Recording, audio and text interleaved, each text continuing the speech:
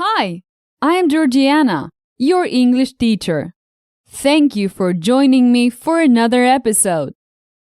Today you will learn new idioms in English with money. I will teach you some English expressions related to money. And with a point of view story, you will learn grammar without memorizing any boring rules. And if you want the complete programs with hours of audio designed to develop your fluency, don't think twice. Visit speakenglishpodcast.com/courses. There are several levels. Okay, let's start.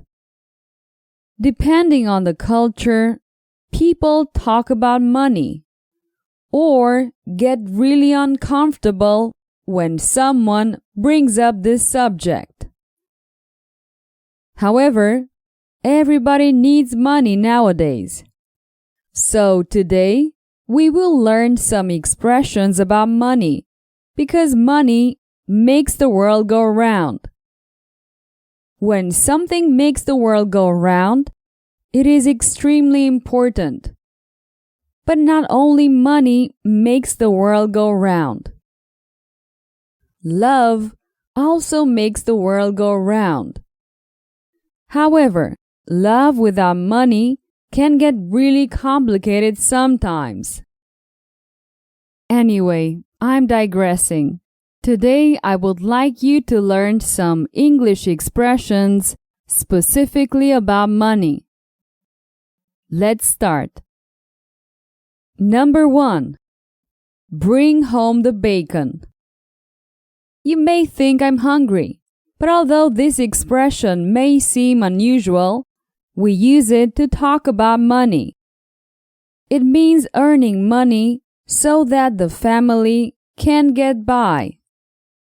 For example, I have to work day and night to support my family. Someone's got to bring home the bacon. Number 2. Time is money. We use this expression to emphasize that you should use your time wisely because you could use it to earn money. For example, I've been waiting for the delivery guy all day, but I can't sit around any longer. Time is money. Number 3. Break the bank. There's no need to break anything. We use this expression to say that something costs too much money.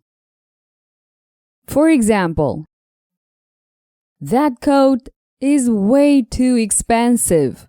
It will break the bank. Number 4. Quick buck or fast buck.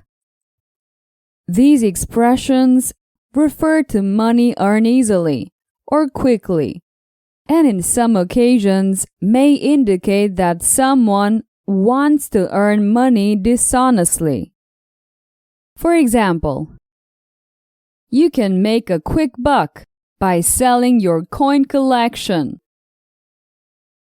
Number 5. Bread and butter. While bread and butter are delicious, we use this expression to indicate someone who depends on their job for a living. For example, I'm sorry, I can't go shopping with you tomorrow. I can't miss work again, or I'll get fired. Remember, it's my bread and butter. Number 6. Money talks. Obviously, this expression can't be taken at face value, but it's pretty funny. We use it to talk about wealthy people that can get whatever they want because they have money. Example: I was convinced that I had a high chance of being elected. However, my opponent has much more money than I do. And as they say, money talks. Number 7. Born with a silver spoon in your mouth. This expression means to be born to a wealthy family. Example: my friend's parents always gave her everything she ever wanted. She was born with a silver spoon in her mouth. Are you having fun? Now let's continue with a point of view lesson. I'll tell you a short story more than one time. Every time, I'll change a grammar point. I can change the tense or the person. This way, you'll notice the changes in context. Okay, let's start. Francis was a refined and wealthy guy. Well, we can't say he was born with a silver spoon in his mouth. His whole family members were bankers. Therefore, he didn't need to work. In other words, to bring home the bacon. Francis was so rich that he could buy anything without breaking the bank. And of course, he didn't depend upon a job being his bread and butter either. One day, he bought a 5-star hotel simply because he didn't like the name. The hotel was called the Elegant Hotel, and he changed it to Elegant Hotel. Furthermore, he enjoyed smoking the best Cuban cigars, and he used to light them with $100 bills. Francis was a very eccentric guy. To top it off, he was also fortunate. He had won the lottery several times. That was a quick buck. Well, he bought all the lottery numbers to ensure he won. One day, out of boredom, Francis went out into the street and started wandering. He noticed that several small stores had closed. Francis asked why that happened to someone in a store. The crisis. The banks won't give us credit, and we can't go on like this, he replied. Then, Francis decided that his banks should start giving loans at 0% interest to all small businesses and stores that needed it. With that decision, thousands of small businesses could survive until the crisis end. We can say money talks, but this time for a good cause. Let's listen to the same story one more time, from Francis' point of view. Hi, I'm Francis. People say I'm a refined and wealthy guy. Well, they actually say I was born with a silver spoon in my mouth. My whole family members are bankers. Therefore, I don't need to work. In other words, I don't need to bring home the bacon. I am so rich that I could buy anything without breaking the bank. And of course, I don't depend upon a job being my bread and butter either. I just bought a 5-star hotel simply because I didn't like the name.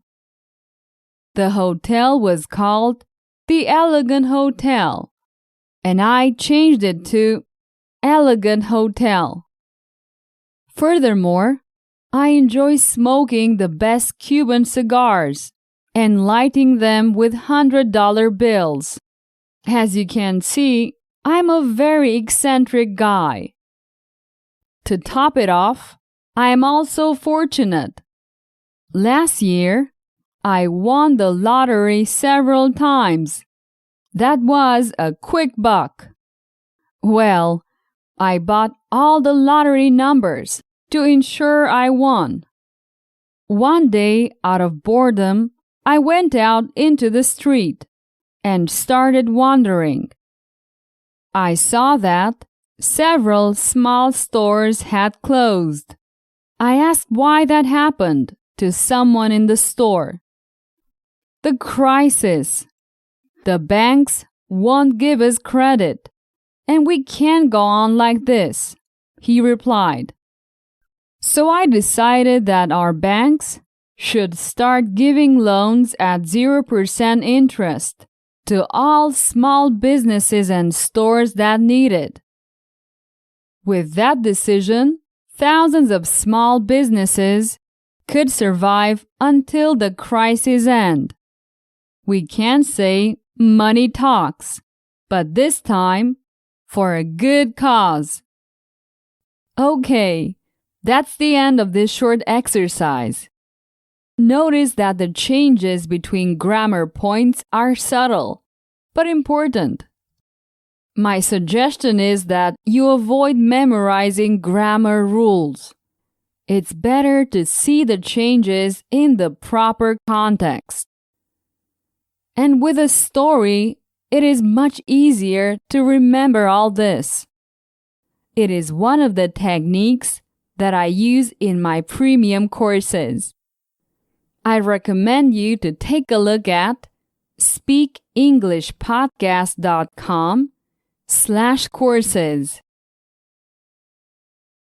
Okay, we have reached the end of this episode. Repetition will help you improve your English fluency, so make sure you listen to my podcast episode several times. See you soon. Bye-bye. Did you enjoy today's episode? Get the transcript now at speakenglishpodcast.com.